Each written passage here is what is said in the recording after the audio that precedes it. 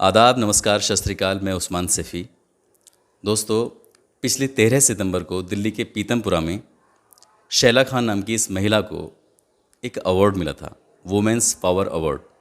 ज़िंदगी में एक पुरस्कार भी अगर मिल जाए तो ये बड़ी बात होती है, मगर शैला खान ने एक दो नहीं 10 से 15 कम से कम अवार्ड जीते हैं, जो इस फील्ड में यानी कि ब्यूटिशियन के फील्ड में इस तरह के पुरस्कार जीतना कोई आम बात नहीं है। मैं अगर इनकी निजी ज़िंदगी में झांकने की कोशिश करूं तो इन्होंने अपने शुरुआत से लेकर बहुत सारी परेशानियां उठाई हैं, लेकिन ये खुद परेशान रहीं। इन्होंने सोचा कि जैसे मैंने खुद परेशानियां उठाई हैं, कोई और लड़की, कोई और महिला इस तरह की परेशानी ना उठाए, इसलिए इन्होंने अपना करियर तो बनाया, न जाने कितनी लड़कियों का, कितनी महिलाओं का करियर बनाया। कई ऐसी लड़कियों को, कई ऐसी महिलाओं को आत्मनिर्भर बनाया। और क्योंकि एक पुरुष की ज़िंदगी में अगर परेशानी आती हैं तो इतनी बड़ी बात नहीं होती। अगर किसी महिला का कोई पति वक्त से पहले ख़त्म हो जाए या छोड़कर चला जाए तो ज़िंदगी गुजारना एक लड़की के लिए, एक महिला के लिए वाकई बहुत मुश्किल हो जाता है। ये खुद भी आत्मनिर्भर बनी हैं और न जाने कितनी महिलाओं को इन्होंने आत्मनिर्भर बनाया है। तो इस प्रोग्राम जिसका नाम है मेरी कहानी मेरी जुबानी, तो हम इनसे जानेंगे कि ये जो अवार्ड इन्होंने जीते हैं, कैसे इस फील्ड में आई ब्यूटिशियन के, और आज तक इनकी ज़िंदगी में क्या क्या दिक्कतें, क्या क्या परेशानी आई हैं, तो इसी के बारे में जानने की कोशिश करेंगे। शैला जी, आपका बहुत बहुत स्वागत है। शैला जी, आप अपने बारे में थोड़ा सा एक इंट्रोडक्शन दीजिए, कहाँ से हैं और ये सब आपने क्या। मेरा नाम रियल नाम तहसीन बानो है और निक नेम मेरा शैला है। मैं यहाँ से बुलंदशहर से बिलोंग करती हूँ। यहीं की मैं बेटी हूँ और यहीं की मैं बहू हूँ। और ये सन 2002 की बात है, जब मैंने कॉलेज टाइम पूरा किया था और मैं ब्यूटिशियन के क्षेत्र में आई थी। तो तब मेरा कोई ये नहीं था कि मैं इस फील्ड में जाऊँगी। बस मैंने ऐसे ही सेल्फ कोर्स किया और एक रहता था कि कुछ ऐसा करना है कि जो एक नाम हो ज़िंदगी में। तो उसके बाद ये सब मैं सोचती रहती थी। लेकिन उसके बाद सन 2002 में मेरी शादी हुई। शादी होने के बाद मेरे साथ 2 महीने के बाद बहुत दिक्कतें आई। और जैसे कहते हैं ना कि लड़की को एक ख्वाबों का घर मिलना और वो टूट जाना, तो वो चीज़ मेरे साथ रही। और मैं मतलब सब कुछ वहाँ ख़त्म हो गया 2 या 3 महीने के बाद। फिर मैं अपने पेरेंट्स के साथ रहने लगी। उसके बाद कम से कम 6 साल मैं बहुत डिप्रेशन में रही और बहुत दिक्कतें रहीं। फिर मेरी एक आंटी हुआ करती थी जिनका नाम था उषा, और वो समाज सेविका थी। तो मैं बहुत टेंशनों में थी। मेरा दिल ये करता था कि मैं कुछ करूं और अपने आप को ख़त्म कर लूं, लेकिन फिर लगता था कि नहीं, ये ज़िंदगी नहीं है। और उसके बाद फिर मैं अपनी आंटी से मिली। आंटी ने मुझे बुलवाया, उन्हें पता लगा शैला के साथ ऐसे ऐसे दिक्कत है, तो उन्होंने मुझे बुलवाया और मैं उनसे मिली। किस तरह की दिक्कतें थी, क्या दिक्कत थी? मतलब पर्सनल लाइफ ऐसी थी कि एक लड़की की शादी हो और वो सब कुछ ख़त्म हो जाए। मतलब आपकी शादी होने के बाद टूट गई थी शादी? टूट गई थी मेरी शादी और मैं बिल्कुल ऐसी हो गई थी कि मतलब अब जीना नहीं है। एक ख्वाब लेकर मैं अपनी ससुराल में गई। शादी के कितने दिन बाद आपकी शादी टूट गई थी? 3 महीने के बाद टूट गई थी। महज 3 महीने? जी जी जी। उस चीज़ का मैं आज भी अपने मतलब दिल में एक टीस रहती है कि कुछ गलतियां मेरी भी थी। उस चीज़ में मेरी गलतियां थी और मेरी ज़िंदगी ऐसी चलती रही। फिर मेरी एक आंटी जो मुझे मिली और उन्होंने मुझे बुलाया, मैंने उनसे बात की। तो उस वक्त में मैं ऐसी थी कि अगर कोई भी मुझे मिलता था मैं बहुत रोती थी। बहुत मेरा सॉफ्ट दिल था उस वक्त पर। तो उन्होंने मुझे समझाया कि शैला, ज़िंदगी ये नहीं है बेटा, तू तो बहुत बोल्ड हुआ करती थी, तू ब्यूटी के क्षेत्र में आगे बढ़, अच्छे लेवल पे सीख। तो मैं उनसे मिली, उन्होंने मुझे काम दिलवाना शुरू किया। मैंने लड़कियों को गवर्नमेंट ट्रेनिंग देना शुरू किया। ये सन 2004 की बात है। तो काफ़ी लड़कियों को मैं, उसमें गरीब लड़कियां आती हैं, मैं उन्हें ट्रेनिंग देने लगी। तो वो लड़कियां, जैसे मैं उनके दुख सुनती थी तो मुझे अपना दुख कम लगता था। उसी दौरान जब मैं ट्रेनिंग लड़कियों को दे रही थी तो मेरे हस्बैंड ने दूसरी शादी उस वक्त पे की। तो ये सब चलता रहा। फिर मैं अपने दम पर कोर्स बाहर करके आई।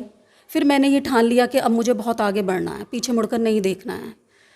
फिर उसके बाद सर मैं दिल्ली गई कोर्स करने, और कोर्स करके मैं यहाँ आई। मैंने बड़े लेवल पे अपना सैलून खोला और फिर मेरे पेरेंट्स ने मुझे मजबूर किया और मेरी शादी दोबारा कर दी गई। ये कोई 2.5 साल हम लोगों की शादी चली। 2.5 साल के बाद मेरे हस्बैंड आपने की, फिर दूसरी शादी भी की थी? अच्छा। और 2.5 साल के बाद मेरे हस्बैंड की कैंसर से डेथ हो गई।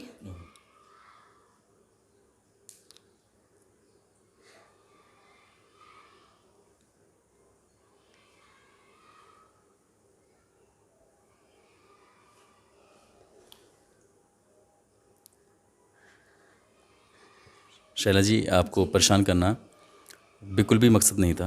बस ये अवार्ड जो आपने जीते हैं, यहाँ तक जो आप पहुँची हैं, कितनी ही लड़कियों की आपने जो मदद की है, इसी बस इसीलिए ये कि आपकी जो कामयाबी है, उस कामयाबी के पीछे जो छिपा हुआ राज है उसको जानने की कोशिश, ताकि आपको देखकर बहुत सारी लड़कियाँ जो परेशान हैं, अकेली रहती हैं, जिनके साथ ऐसे हादसे हो चुके हैं, वो कैसे सरवाइव करें, कैसे आगे बढ़ें। बस हमारा मकसद यही है इस आपकी कहानी को आगे सुनाने का। सर मैं यही कहना चाहूँगी, आज भी ये कहते हैं कि नारी सब पे भारी, ऐसा नहीं है। बिना पुरुष के कहीं ना कहीं महिला बिल्कुल अधूरी होती है, ये मेरा अपना मानना है। ये मेरी निजी अपना है कि मैं सोचती हूँ ये चीज़।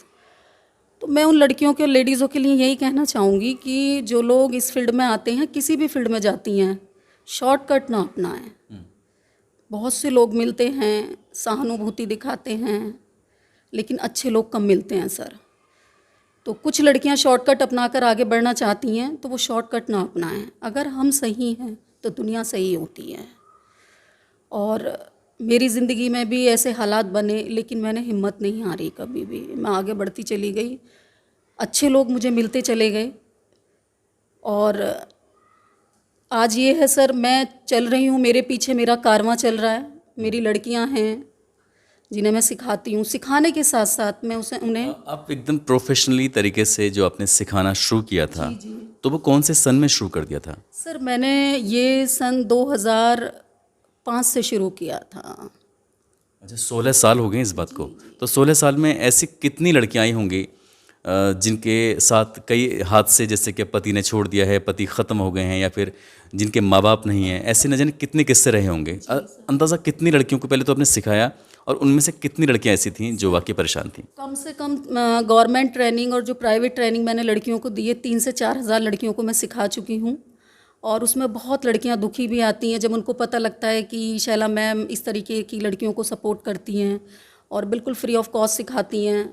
और सर मैं अपनी ज़ुबानी क्या आपको बताऊं, आप लड़कियों से मिलकर बात कर सकते हैं कि एक अपने मुंह से कहना बहुत बड़ी बात होगी। और आती हैं ऐसी लड़कियां जो रोते हुए आती हैं और मेरे यहाँ से बिल्कुल बोल्ड बन के जाती हैं, क्योंकि मैं उन्हें गाइडलाइन भी देती हूँ सर। और तो आपने अपनी जो निजी ज़िंदगी में जो पुरस्कार जीते हैं, वो कौन कौन से पुरस्कार हैं, नाम बताएंगे उनके? हाँ मैं बताऊंगी सर। एक सबसे पहले जो एक सोशल वेलफेयर का एक प्रोग्राम यहाँ हुआ था, उसमें मैंने बेस्ट मेकअप आर्टिस्ट का अवार्ड जीता था। क्योंकि मेरे बचपन से ही ना मुझे सर्टिफिकेट इकट्ठे करने का और अवार्ड जीतने का बहुत शौक़ रहा है। मैं कंपटीशन जो होते हैं उनको ना मैं एक चैलेंज की तरह लेती हूँ। दुखी रहती हूँ, लेकिन फिर भी ये सोचती हूँ कि मुझे ये चीज़ हासिल करनी है। तो सर मैंने उसके बाद इंडिया फैशन ब्यूटी अवार्ड जीता।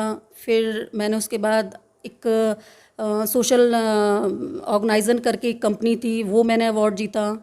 मतलब मैं आपको नाम नहीं गिनवा सकती, काफ़ी सारे मैंने अवार्ड जीते हैं सर। और अभी लास्ट में मैंने वुमेंस पावर का अवार्ड जीता है, तो ये भी मेरे लिए बहुत बड़ी बात है। शैला जी, मैं आपका घर देख रहा था, आपका घर वाकई बहुत खूबसूरत है। एक इंसान अपनी ज़िंदगी में एक घर बना पाता है, वो भी बहुत सारे लोग बना भी नहीं पाते हैं। तो जो आपने इतना खूबसूरत घर बनाया है, अभी आपने एक बात कही थी कि एक महिला बिना पुरुष के अधूरी है। तो वाकई आपको आपके साथ एक नहीं, डबल ऐसे हादसे होते हैं। पहले में पति छोड़ देते हैं, दूसरे में पति ने ज़िंदगी को ही छोड़ दिया कि उन्हें कैंसर था, वो छोड़ के चले गए। तो आपकी कोई अपने बच्चे उच्चे नहीं हैं क्या? मेरी एक बेटी है सर, 12 साल की है, और वो DPS स्कूल में 6th क्लास में पढ़ती है।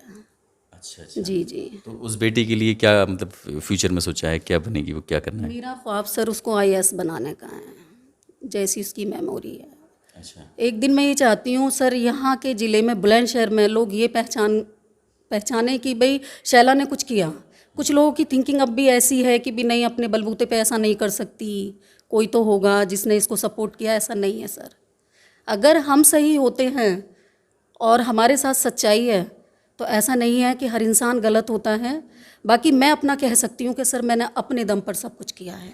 तो दूसरी मतलब पति ख़त्म होने के बाद समाज ने तो आपको बहुत परेशान किया होगा, या फिर कई सारे ऑफर भी आए होंगे आपके एक पास? चीज़ ये भी मेरे साथ एक किस्सा है सर। जब मेरे हस्बैंड की डेथ हुई तो उस टाइम अप्रैल का महीना था, 10 अप्रैल को। 29 मार्च को मेरा एक इवेंट था यहाँ बुलंदशहर में, तो बिल्कुल सही वो मेरे साथ थे। उसके बाद 10 अप्रैल को उनकी डेथ हो जाती है। तो सीज़न रहता है ब्राइडल का, तो थोड़ा नॉन मुस्लिम में उस चीज़ का एतराज़ मानते हैं कि भी एक बेवा है, तो वो थोड़ा उस चीज़ से बचते हैं। तो मैं क्या करती थी, जब ब्राइडल को तैयार करती थी तो ऑफिस में आके रोती थी। मतलब मुझे ये लगता था इन लोगों को ये ना पता लग जाए कि अभी हाल ही में इनके हस्बैंड की डेथ हुई है, कि मेरा काम वापस ना चला जाए। तो सर मैंने हर तरह का वक्त देखा है कि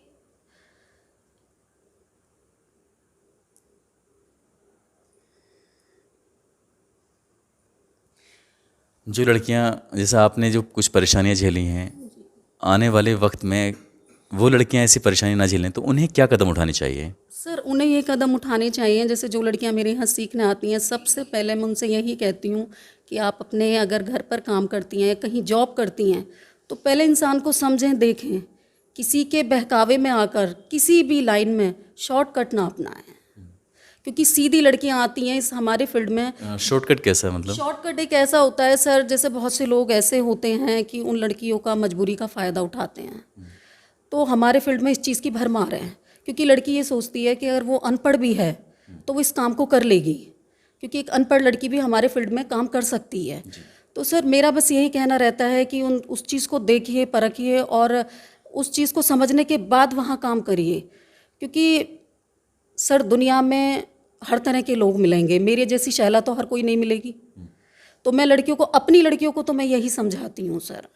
और बाकी लड़कियाँ मेरे यहाँ बहुत दुखी आती हैं, और वो किस तरीके से जाती हैं वो आप उनसे देख के, मिल के, बात करके बता सकते हैं सर कि मैंने उन लोगों के लिए क्या किया है, क्या नहीं किया है। एक बार जो ये कैमरा है ना, इसे उठा के और इन सब लड़कियों को एक बार दिखा दीजिए कि यहाँ पर कौन कौन है। ये आप देख रहे हैं, ये इतनी सारी जो लड़कियाँ हैं यहाँ पर, ये इनके पास सीखने के लिए आती हैं, और इनमें कई ऐसे हैं जिन्होंने अपनी निजी ज़िंदगी में बहुत सारी परेशानियाँ झेली हैं, लेकिन शैला जी ने इन सब को हिम्मत दी है। ये बैच 2021 का है। 2005 से इन्होंने काम शुरुआत कर दी थी। उन्हें भी दिखाइए, जो मैम उधर खड़ी हुई हैं। हाँ, तो इन्होंने 2005 से शुरुआत की है, और अब तक अगर संख्या देखी जाए तो ये संख्या हज़ारों से भी ऊपर पहुंच जाती है। आसान नहीं है अपने आप को भी संभालना, और साथ में ऐसे लोगों को संभालना जिनकी निजी ज़िंदगी में कुछ नहीं, बहुत सारी दिक्कतें होती हैं। शैला मैम की स्टूडेंट जो यहाँ पर आके सीखती हैं, उनसे बात करेंगे कि आखिर वो अपनी लाइफ का एक्सपीरियंस अगर वो शेयर करती हैं तो उनसे बातचीत करने की कोशिश करेंगे। हम मैम आपसे बात करते हैं। तो आप मुझे लगता है कि इनमें शायद सबसे बड़ी भी हैं, आप शादीशुदा भी हैं, तो आप अपनी लाइफ के बारे में कुछ कहना चाहोगी? जी बिल्कुल। मेरा नाम शिवानी शर्मा है, और मैं यहाँ पे, मुझे यहाँ 4 साल हो गए हैं आए हुए। मैं जिस टाइम में यहाँ आई थी बहुत परेशान, बहुत दुखी थी। मेरा हस्बैंड से झगड़ा चल रहा है, लेकिन आज तो ठीक हूँ। और जब मैं झगड़े में आई थी, हमारे मिलने वाले हैं दीपक भैया, उनसे हमारी मुलाकात हुई। उन्होंने मुझसे कहा कि आपको देख के लगता है कि आप कुछ कर सकती हैं, तो मैं आपको किसी के पास भेजूँ तो आप कुछ कर सकते हो। तो मैंने कहा हाँ, मैं कुछ करना भी चाहती हूँ, मेरी भी ख्वाहिश है कि ब्यूटिशियन में कुछ जानकारी है। मैंने कहा हाँ, थोड़ा बहुत जानती हूँ, कि मैं आपको किसी के पास भेज के आऊँ तो क्या आप ईमानदारी और वफादारी से काम करेंगी, वहाँ पे सीखना चाहेंगी? मैंने कहा हाँ, मैं बिल्कुल सीखना चाहूँगी, क्योंकि मैं बहुत परेशान थी। आज आपका खुद का अपने ब्यूटी पार्लर है? जी, मेरा खुद का है, वो शैला मैम की ही बदौलत है। मेरे 3 बच्चे हैं, 2 बेटे हैं, एक मेरी छोटी सी बेटी है। और पति मेरे अब तो फ़िलहाल 1 मंथ से मेरे साथ रह रहे हैं। मैं उनके साथ रह रही हूँ। मेरा उनका केस भी चला है, 3 साल मेरा केस चला था। वैसे मेरी शादी को 15 साल हो चुके हैं, और अब ये शैला मैम ने भी समझाया, मैंने यहाँ पे जॉब भी करी, और जो भी कुछ हूँ मैं आज, वो शैला मैम की ही बदौलत हूँ। कुल मिला के जो आपकी ज़िंदगी में एक भूचाल आया था, 10-12 साल तक रहा है, केस चला है आपका, तो अब अगर फ्यूचर में ऐसी कोई दिक्कत आती है तो आप खुद को तो खैर संभालेंगी, तीनों बच्चों की परवरिश भी बहुत अच्छे से कर सकती हैं। मैम आपसे बात करें क्या? जी, आप बताइए। मेरा नाम दीप्ति सिंह है और मैं बुलंदशहर में रहती हूँ। सैला मैडम को मैं कम से कम 15-16 साल से जानती हूँ और सैला मैडम बहुत ही अच्छी लेडीज़ हैं और इन्होंने काफ़ी लड़कियों को उन्हें कामयाब बनाया है। दुखी लड़कियां भी आती हैं मैडम के पास में और अच्छे परिवार की भी आती हैं, और जो परेशान लड़कियां आती हैं उन्हें मैडम ने इतना आगे बढ़ा दिया है कि वो आज मैडम की तारीफ़ करती हैं और मैडम को धन्यवाद देती हैं कि मैडम के बदौलत है, और आज हम भी मैडम के बदौलत हैं। जो भी है, मेरा अपना पार्लर है। वाकई ये अपने आप में बड़ी बात है कि कोई बंदा खुद इतना ज़्यादा दुखी रहा हो, उसने दुखों का मतलब समुंदर देखा हो, और वो अब फ़िलहाल एक अच्छी बेहतरीन ज़िंदगी जी रहा है। घर देखेंगे तो आप देखते रह जाएंगे, इतना खूबसूरत इन्होंने घर बनाया है जिसकी कीमत करोड़ों रुपए में होगी। और इतना पैसा कमाना आसान नहीं है, खुद भी कमाया है और न जाने कितनी लड़कियों का घर बनाया है। वो लड़कियां आत्मनिर्भर बन चुकी हैं और अपने आप से अपनी ज़िंदगी को बहुत ही खूबसूरती से जी रही हैं। एक और लड़की है, मैं उनसे बात करना चाहूँगा। आपका नाम क्या है? शबनम। शबनम जी, आप कुछ कहना चाहेंगी? जी, जब मैं आई थी ना, मैं बहुत परेशान थी। मेरे घर में के हालत ठीक नहीं है, तो मेरी सिस्टर की ये है कि मैं कामयाब बनूं। उन्होंने सैला मैम को देखकर इस वजह से सैला मैम के पास भेजा था कि वो परेशानी समझती हैं। हमारे घर में ऐसा कोई नहीं है जो परेशान ना हो। हमारे घर की स्थिति बहुत ख़राब है, इस वजह से ये है कि मैम के पास आकर हम कामयाब हो जाएंगे, इस वजह से यहाँ पर छोड़ा है मुझे। वाकई शायद ही कोई ऐसा घर होगा, शायद ही कोई ऐसा इंसान होगा जिसकी ज़िंदगी में परेशानी ना होगी। इसलिए इंसान हैं तो परेशानियां हैं, और परेशानियां हैं तो उसका निवारण भी है, उसका समाधान भी है। और समाधान किसी और के पास नहीं है, समाधान खुद के पास होता है। या तो इस ज़िंदगी से जो परेशानियां, उससे लड़ाई करो, और लड़ाई करोगे तभी जीतोगे। या अगर लड़ाई नहीं लड़नी है इन परेशानियों से, तो शायद जीतने का रास्ता कभी नहीं बनेगा। तो मैं वापस शैला मैम के पास आता हूँ। जी शैला मैम, बीच बीच में आप इमोशनल हो जाती हैं, तो फिर भी मतलब ये कहानी ज़्यादा लंबी ना करके हम शॉर्ट में कर लेते हैं। तो क्या मतलब आप अपने बारे में फिर मतलब कि कुछ बताइए थोड़ा सा। सर, मैं बस यही बताना चाहूँगी, अपने बारे में नहीं, मैं लड़कियों के लिए भी यही कहना चाहूँगी कि अगर शादी के बाद उनके छोटे मोटे झगड़े ससुराल में होते हैं तो पहले वो अपना घर बचाएं। अपना घर बचाएं, पहले पति है, परिवार है, घर है। उसके बाद कुछ लेडीज़ों ने एक फैशन भी ये बना लिया है कि थोड़ा सा झगड़ा होता है और वो मैके आके बैठ जाती हैं कि हमें आत्मनिर्भर बनना है। ऐसे केस भी मेरे सामने बहुत आते हैं। तो मैं कोशिश करती हूँ पहले उनका घर बचा रहे, क्योंकि बाहर की दुनिया को झेलना सर बहुत मुश्किल काम है। तो मेरा एक ये भी मैसेज था कि लड़कियों के लिए कि अगर उन्हें आत्मनिर्भर बनना है तो आत्मनिर्भर वो अपने परिवार के साथ भी बन सकती हैं। और सर यहाँ से नहीं, कुल मिला के कहने का मतलब ये है कि शादी के बाद ससुराल में झगड़े होना एक आम बात है। ये बहुत पहले से चला रहा है, पति पत्नी के, सास ननद के। लेकिन छोटी छोटी बातों पे नाराज़ नहीं होना चाहिए, घर नहीं छोड़ना चाहिए। मगर कई बार सिचुएशन ऐसी पैदा हो जाती है कि घर छोड़ना ही पड़ जाता है। जब घर छोड़ने की नौबत आए तो किसी के सामने हाथ ना फैलाएं, बल्कि अपनी ज़िंदगी खुद एक बहुत ही खूबसूरत बनाएं। और ज़रूरी नहीं है कि ब्यूटी पार्लर का ही कोर्स करना है, बहुत सारे काम हैं दुनिया में जो किए जा सकते हैं। इसलिए अपने आप को मजबूत बनाएं ताकि समाज में कुछ विकृत मानसिकता के जो लोग रहते हैं उनसे बचते हुए तरक्की पर तरक्की करते चले जाएं। आपको ये स्टोरी या ये कहानी कैसी लगी ज़रूर बताइएगा, और मैं आगे भी ऐसे ही किसी न किसी पर्सनैलिटी को, किसी न किसी शख्सियत को आपके सामने लाता रहूँगा। धन्यवाद।